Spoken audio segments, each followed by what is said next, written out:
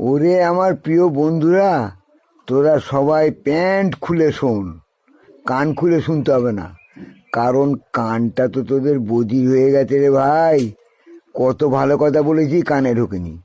এখন তোদের অন্যভাবে বোঝাচ্ছি, শিওর কানে ঢুকবে। আর যে প্যান্ট খুলে দাঁড়িয়ে শোনবার জন্য অপেক্ষা করছিস, সেটাও তোর পোঁদে ঢুকে যাবে।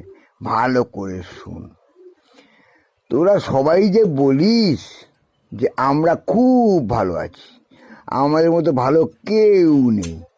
ওরে বেটা, ওই দাঁত কেলিয়ে মুখ ছেড়িয়ে সবার সামনে বলিস আমরা ভালো আছি, এটা পৃথিবীর সবচেয়ে বড় মিথ্যে কথা। কারণ এটা তোদের ট্র্যাডিশন হয়ে গেছে, তোদের অভ্যেস হয়ে গেছে। পোঁত দিয়ে আমরক্ত বেরোলেও তোরা বলবি আমরা ভালো আছি। কেন ভালো থাকবি না তোরা? শোন ভালো করে। প্রথম কথা, আইবুড়ো ছেলেদের বলছি, বেকার ছেলেদের বলছি, বাড়িতে বাবার মার খিস্তি খেতে খেতে, ভাই বোনদের গুঁতো খেতে খেতে, বেকার থাকতে থাকতে তোদের যা কয়লার মতো অবস্থা হয়েছে না, যতই তুই ইজ্জতটাকে ধোয়ার চেষ্টা করিস, পরিষ্কার করার চেষ্টা করিস, ইজ্জত বলে আর কিচ্ছু নেই। তার দোষ একটাই, সেটা তো তুই বেকার। তাই তুই কি করে ভালো থাকলি? ঘরে যদি অত্যাচার চলে, বাইরে কি আর ভালো থাকতে পারবি বাবা?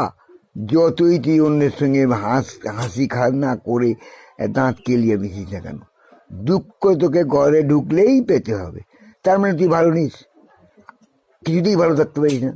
আর দ্বিতীয় কথা হলো, যারা প্রেম করেছো, করে গাঁড়ে একটা সজোরে লাথি খেয়েছো, পোঁদের চামড়া খসে গেছে, বড় একটা জীবন মতো চামড়া দাগ পড়ে গেছে, তাদেরকে বলছি, ওই গাঁড়ে লাথি মেরে যখন এক্স লাভার, সে ছেলে হোক বা মেয়েই হোক, যখন চলে গেছে, তখন তোর কপালটাও পুড়ে গেছে, ভবিষ্যৎটাও পোঁদ মেরে দিয়ে গেছে। কারণ পকেটে আর সঞ্চিত যা ছিল ব্যাংকে সব ঝেড়ে দিয়েছে। তাহলে তুই সেই ভিখিরি হয়ে গেলি, পুনর্মূষিক ভব। তাহলে তুই কি করে ভালো থাকলি বল?